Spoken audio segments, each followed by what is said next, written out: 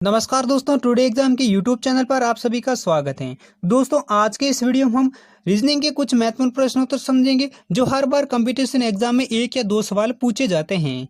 दोस्तों, अगर आप भी किसी कंपटीशन एग्जाम की तैयारी कर रहे हैं और रीजनिंग के सवाल आसान ट्रिक के साथ समझना चाहते हैं तो इस वीडियो को और आप लास्ट तक जरूर देखें। तो दोस्तों, देखते हैं पहला सवाल है, दी गई श्रृंखला में अगली संख्या क्या होगी। तो दोस्तों, इस प्रश्न में एक श्रृंखला दी गई है और लास्ट में एक क्वेश्चन मार्क है। उस संख्या को अपने को ज्ञात करना है। तो कैसे ज्ञात करेंगे वो हम देखेंगे आसान ट्रिक के साथ। तो सबसे पहले इस ट्रिक ज्ञात करने से पहले इसका गैप जरूर देख लेना चाहिए। तो दोस्तों, गैप कितना है? 1 और 4 के बीच गैप कितना है? वो है 4 का। और 5 और 14 के बीच में गैप कितना है? वो है 9 का। और 14 और 30 के बीच में गैप कितना है? वो है 16 का। और 30 और 55 के बीच में गैप कितना है? वो है 25 का। और 55 और 91 के बीच में गैप कितना है? वो है 36 का। और अगला क्वेश्चन मार्क पर कौन सी संख्या आएगी वो अपने को ज्ञात करनी है। तो ज्ञात करने से पहले अपन देखते हैं 4 किसका स्क्वायर है? 2 का। और 9 किसका स्क्वायर है? वो है 3 का। और 16 किसका स्क्वायर है? 4 का। और 25 किसका स्क्वायर है? 5 का। और 36 किसका स्क्वायर है? 6 का। इसी प्रकार हम लगते देखें कि 6 7 का स्क्वायर कितना होता है? 49। यानी 91 और 49 कितने होते हैं? वो होते हैं 140। यानी इस ऑप्शन में कौन सा ऑप्शन में 140 है? यानी इस ऑप्शन में 140 है जो बी ऑप्शन में है। यानी इस क्वेश्चन मार्क पर कौन सी संख्या होगी? अगली संख्या 140। यानी इस सवाल का सही जवाब कौन सा है? 140 है वो अगली संख्या होगी। तो दोस्तों, उम्मीद करता हूँ यह सवाल आपको समझ में आ गया होगा। तो दोस्तों, इसी प्रकार हमारा दूसरा सवाल है, दी गई श्रृंखला में गलत संख्या ज्ञात करें। तो दोस्तों, ये की प्रश्न में एक श्रृंखला दी गई है, इसमें से कौन सी श्रृंखला गलत है वो हमको ज्ञात करनी है। तो श्रृंखला में संख्या क्या है? 104, 117, 130, 145, 156 और 169। और इस श्रृंखला में कौन सी संख्या गलत है वो अपने को ज्ञात करनी है।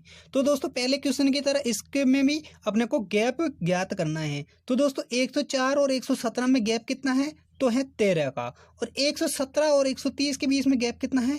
इसमें भी 13 का गैप है। और 130 और 145 में गैप कितना है? तो दोस्तों, इसमें 15 का गैप है। यानी दोस्तों 145 है जो अपनी संख्या गलत हो सकती है। यानी क्योंकि दोस्तों 130 में अगर 13 जोड़ते हैं तो दोस्तों 143 ही आते थे, जबकि यहाँ पर कितना है? 145। और इसी प्रकार 143 में अपन 13 जोड़ते हैं तो कितना आता है? 156। तो इस 156 है जो अपने को इस क्वेश्चन में दे रखे हैं। और इसी प्रकार 156 में 13 जोड़ते हैं तो कितना आता है? 169। वो भी संख्या अपने को दे रखी है। यानी 145 है वो संख्या गलत है। तो दोस्तों, इस ऑप्शन में इस सवाल के कौन से ऑप्शन में 145 है? तो दोस्तों, इस सवाल के सी ऑप्शन में है जो 145 हैं। यानी दोस्तों, इस सवाल का कौन सा जवाब सही होगा? 145 है जो सही जवाब होगा। यानी 145 संख्या है जो गलत संख्या है। तो दोस्तों, उम्मीद करता हूँ ये दूसरा सवाल भी आपको समझ में आ गया होगा। अगर दोस्तों ये सवाल आपको समझ में आ गया है तो दोस्तों इस वीडियो को लाइक करें और हमारे चैनल को सब्सक्राइब जरूर करें। और अब दोस्तों देखते हैं सवाल नंबर 3। नीचे दिए गए प्रश्न में प्रश्न चिन्ह के स्थान पर कौन सी संख्या आएगी। तो दोस्तों, इस प्रश्न में एक श्रृंखला दी गई है, इसमें भी एक क्वेश्चन मार्क है। इसमें कौन सी संख्या आएगी? तो संख्या क्या है? 83:25 और 29 क्वेश्चन मार्क। तो दोस्तों, इस क्वेश्चन मार्क पर कौन सी संख्या आएगी वो हमको ज्ञात करनी है।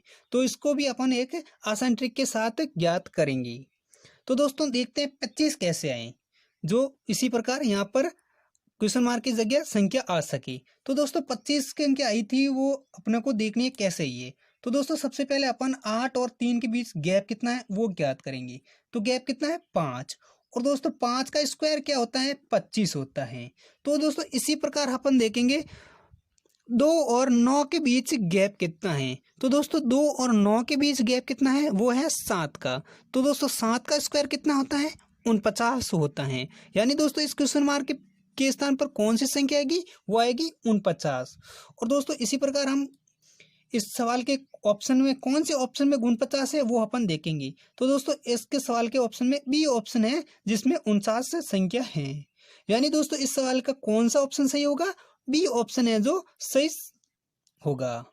तो दोस्तों उम्मीद करता हूँ ये सवाल भी आपको समझ में आ गया होगा। तो दोस्तों अगर आपको हमारे ये सभी तीनों सवाल समझ में आ गए हैं तो दोस्तों इस वीडियो को लाइक करें और हमारे चैनल को भी सब्सक्राइब कर लीजिए।